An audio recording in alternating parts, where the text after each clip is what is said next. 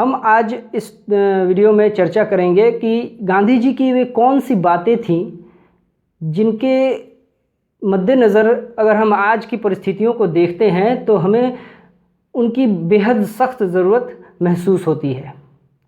तो पहली जो स्थिति है जिसके कारण से हमें लगता है कि गांधी जी की आवश्यकता है इस समाज को आज बहुत ज़रूरत है, वह है कि समाज का जो है सांप्रदायिक ध्रुवीकरण। हम देख रहे हैं कि समाज में जो है ये सांप्रदायिकता का जहर किस तरह से बढ़ गया है। समाज जो है ज़्यादा से ज़्यादा सांप्रदायिक होता गया है और ये सांप्रदायिकता का जो जहर है ये कोई नया जहर नहीं है, ये बड़ा ही पुराना जहर है। आज़ादी के कुछ वर्ष पहले से भी ये जहर देखने को हमें मिलता है समाज में। इस जहर के कारण ही देश का बंटवारा हुआ, दंगों में जो है लाखों लोग मारे गए। तो आज भी जो है हम उस सांप्रदायिकता के उभार को फिर से हम देख पा रहे हैं। आज एक विशेष जाति के प्रति, स्पष्टतः कहें तो मुस्लिम जो धर्मावलंबी है, मुस्लिमों के खिलाफ पूरे देश में जो है एक सांप्रदायिक जहर फैलाया जा रहा है और उनको टारगेट किया जा रहा है। कभी जो है गौ रक्षा के नाम पर, कभी रोमियो स्कॉट, कभी लव जिहाद, इस तरह के माध्यमों से जो है उनको सताया जा रहा है, उनको आतंकित किया जा रहा है। पूरा समाज जो है एक सांप्रदायिक ध्रुवीकरण के पीछे चल रहा है और इसके पीछे एक विशेष जो है पार्टी वो जिम्मेदार है। हम सब जानते हैं वे कौन है। तो गांधी जी सांप्रदायिकता के सख्त खिलाफ थे। उनको अपने धर्म में गहरी आस्था थी, लेकिन वे अन्य धर्मों का भी सम्मान करते थे। जब देश का बंटवारा हो रहा था, जब देश में दंगे हो रहे थे उस वक्त, तो न केवल उन्होंने हिंदुओं को दंगा करने से रोका बल्कि मुस्लिम संप्रदाय के लोगों को भी दंगे से रोकने की कोशिश की। इसमें वो बहुत हद तक सफल भी हुए। उन्होंने बहुत सारे लोगों से प्रायश्चित भी करवाया इस दंगों में शामिल होने के लिए। आज जो है हमें गांधी जी की सख्त ज़रूरत महसूस होती है इस माहौल में, जो लोगों में जो है सांप्रदायिकता के ख़िलाफ़ जो है वो एक तरह का जो है अहिंसात्मक प्रतिरोध पैदा करे लोगों में। लोगों की आंखें खोलने वाले व्यक्ति के रूप में हमें गांधी की आज ज़रूरत है। आज ऐसे लोगों की ज़रूरत है। समाज जो है सांप्रदायिकता में अंधा होता गया है। दूसरी जो बात है जिस कारण से हमें लगता है कि गांधी जी की आज बेहद ज़रूरत है, वह है विरोधी विचारों को कुचलने की प्रवृत्ति समाज में देखने को मिल रही है हमें। आज विरोधियों को जो है किसी भी कीमत पर कुचल देने की कोशिश की जा रही है।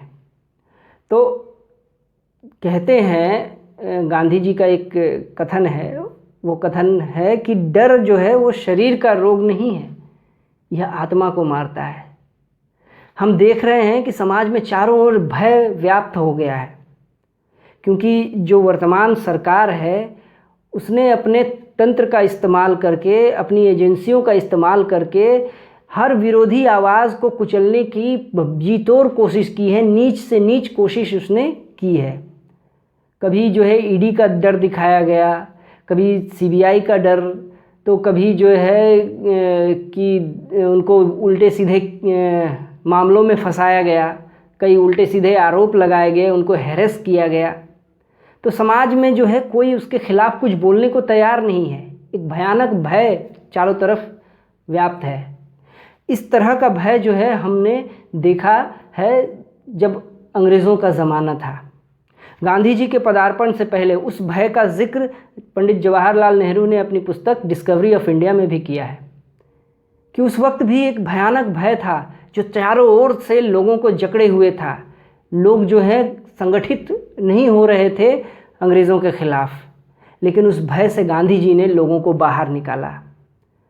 उन्होंने कहा यही कि ये जो डर है ये शरीर का रोग नहीं है, ये आत्मा को मार देता है, इसलिए डरने की ज़रूरत नहीं है। आज हमें समाज में ऐसे व्यक्ति की ज़रूरत है। तो इसलिए जो है गांधी की आवश्यकता समाज में बनी हुई है। अगली जो बात है जो समाज में हमें देखने को मिलता है वो है झूठ का बोलबाला। झूठ का बोलबाला इतना बढ़ गया है समाज में कि आज जो है हमें गांधी जी की फिर से आवश्यकता देखने को मिलती है। गांधी जी सत्य पर बल देते थे। सत्य को उन्होंने ईश्वर से तुलना की है, सत्य की उन्होंने, उनका ईश्वर जो है सत्य है। लेकिन समाज में आज जो है नेतागण जो हैं, हमारे राजनीतिक नेता, वो की कथनी और करनी, उनके बोलने और करने में जो है वो ज़मीन आसमान का अंतर आ गया है। गांधी जी कहते हैं कि खुशी तब मिलती है जब आप जो कहते हैं, जो सोचते हैं और जो करते हैं उनमें सामंजस्य हो। अगर आपकी सोच में, आपकी कथनी में, आपकी करनी में सामंजस्य नहीं है, कोऑर्डिनेशन नहीं है, यानी आपकी कथनी और करनी में भेद है, तो खुशी नहीं मिलती है।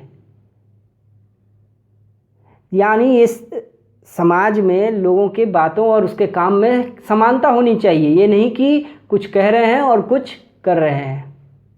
तो हमारे आज के नेताओं में जो है उनकी कथनी और करनी में ज़मीन आसमान का अंतर देखने को मिलता है। वे कहते कुछ और हैं, करते कुछ और हैं, झूठ पर झूठ।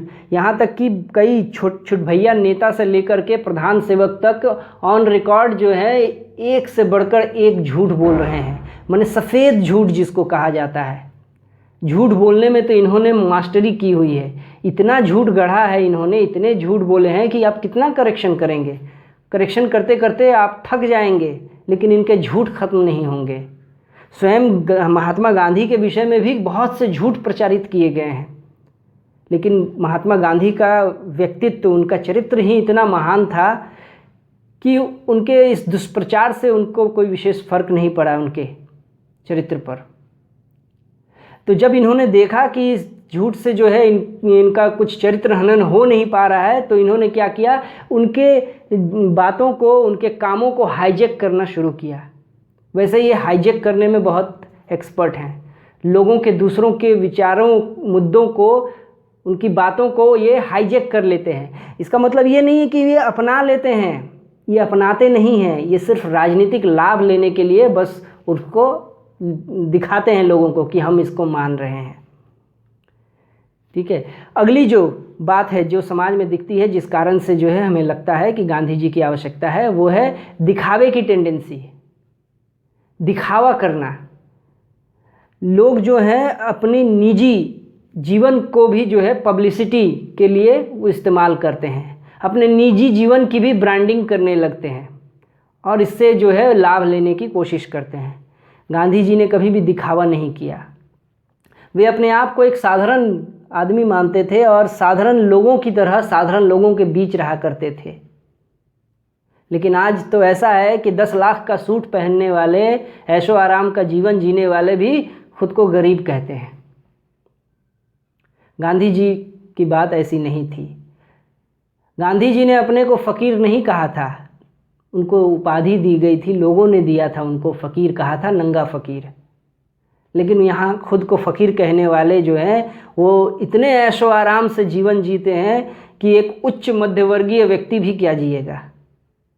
ये प्रवृत्ति जो है पूरे समाज में फैली हुई है। इसलिए आज हमें गांधी जी की आवश्यकता महसूस होती है कि ये जो दिखावे की प्रवृत्ति है उससे लोगों को बचना चाहिए। लोग जो है सामान्यतः उन्हें जो दिखाया जा रहा है वो देखते हैं, लेकिन लोगों को समझना ये ज़रूरी है कि उन्हें जो दिखाया जा रहा है वो वास्तव में है या सिर्फ उनको दिखाने के लिए है। हाथी के दांत कुछ और खाने के कुछ और। तो अगली जो प्रवृत्ति है जो समाज में दिखाई पड़ती है हम लोगों को, जिस कारण से लगता है कि गांधी जी की ज़रूरत आज समाज में ज़्यादा है, वो है अंधविश्वासों का फैलता जाल। अंधविश्वास इस कदर से फैल गए हैं समाज में कि लगता है जैसे कि अंधविश्वासों की खेती हो रही है। आमतौर पर लोग ऐसा मानते हैं कि जैसे जैसे विज्ञान की उन्नति होगी, विज्ञान प्रगति करेगा, वैसे वैसे समाज में अंधविश्वास बढ़ता जाएगा। लेकिन ये सच नहीं है। विज्ञान का विकास जैसे जैसे हुआ वैसे वैसे अंधविश्वासों का भी विकास हुआ है। पुराने जो अंधविश्वास थे वो तो थे ही, नए अंधविश्वासों की भी सृष्टि हुई है। यहाँ जो है भारत के संदर्भ में तो ये तो विशेष है, यहाँ तो अंधविश्वास का लेवल ही कुछ दूसरा है। यहाँ तो जो मूर्खों में उत्तम कहा जाए, मूर्खोत्तम, तो मूर्खोत्तम लोग जो हैं वे तो विज्ञान का भी इस्तेमाल कर लेते हैं अपने अंधविश्वासों की पुष्टि करने में। यहाँ तो रॉकेट में भी जो है नींबू मिर्च लगाई जाती है कि उसे नज़र न लगे, बुरी नज़र से बचाया जाता है मिसाइल्स को, रॉकेट्स को। तो इस तरह के इन अंधविश्वासों का लेवल है। गांधी जी अंधविश्वासों के सख्त खिलाफ थे। उनका ये दृढ़ विश्वास था, उन्होंने कहा भी था कि विश्वास को हमेशा तर्क से तौलना चाहिए। विश्वास को तर्क से, हमारा विश्वास तर्कहीन न हो।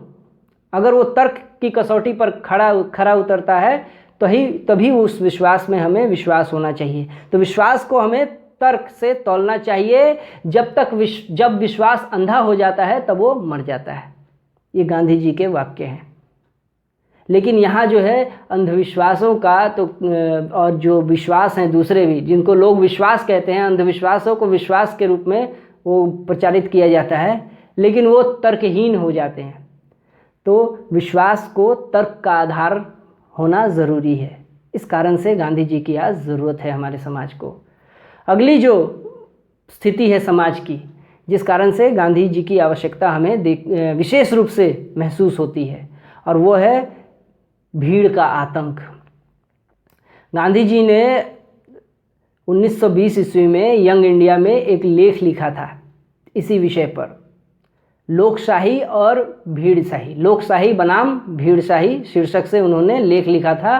और उसमें उन्होंने कहा था कि आज भारत बड़ी तेज़ी से भीड़शाही का जो है उसमें अवस्था है, उसकी अवस्था से गुजर रहा है।